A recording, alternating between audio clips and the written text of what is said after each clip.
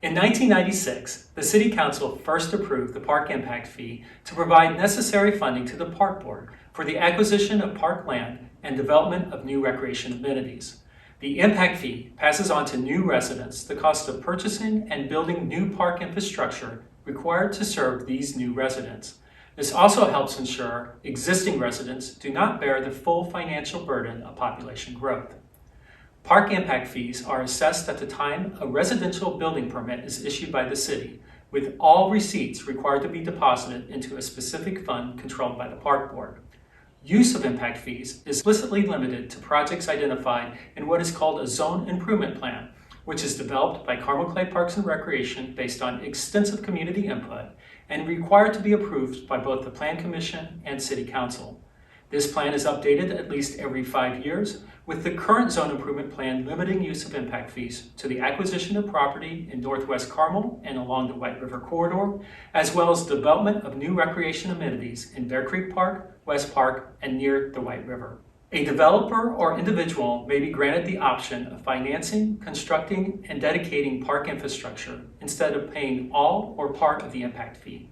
This is referred to as an impact fee credit.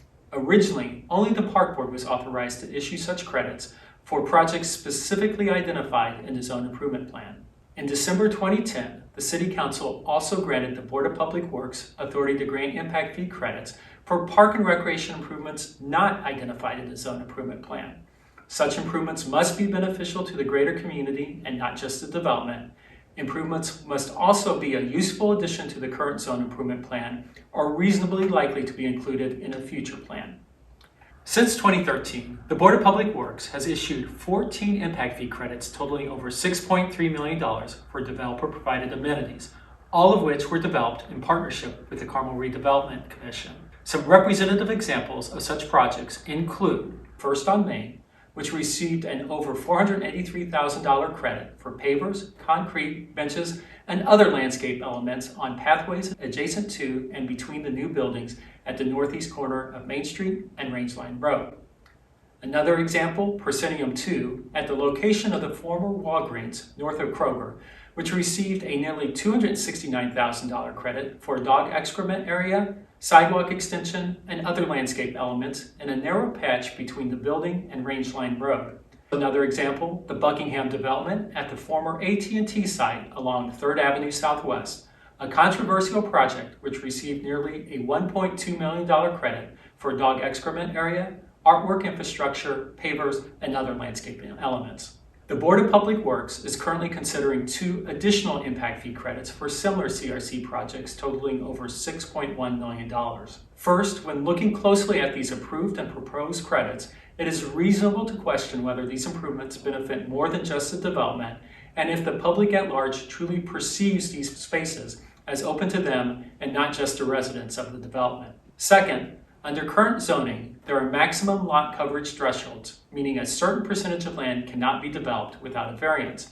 As a result, it is also worth asking if developers are effectively being subsidized for amenities they would need to provide based on zoning requirements and/or to make these developments attractive to new residents. Finally, in almost all cases, the developer has retained ownership of the property for which credits were granted, which may be counter to the requirements established under city ordinance. Also at issue is over $6.6 million in credits that have been approved by BPW for 15 additional CRC projects, which are truly credits in name only. In each of these cases, the developer is directly paying the Carmel Redevelopment Commission the amount of the impact fee owed, instead of providing new recreation amenities as envisioned by Indiana law and city ordinance. 2 different law firms have independently evaluated this practice and have concluded it does not comply with city ordinance, which requires all sums collected as a result of the impact fee ordinance to be deposited into a designated fund controlled by the Park Board. The Board of Public Works is currently considering 3 similar credits for almost $6.2 million and 6 other credits for undefined amounts, but likely totaling multiple millions of dollars more. In summary, while the Board of Public Works began approving impact fee credits for CRC projects in 2013, the number and value of these credits has escalated greatly since 2020. In approximately 4 years, the BPW has approved over $10.9 million in impact fee credits, redirecting those dollars away from the Park Board and to CRC projects. During the same time frame, the Park Board has only received $4.9 million.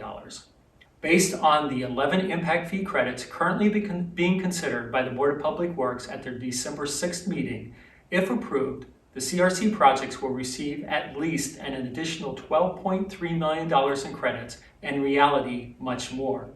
Added to the credits already approved, this means the CRC and its projects will receive over 83% of all impact fees collected or approved as of 2020.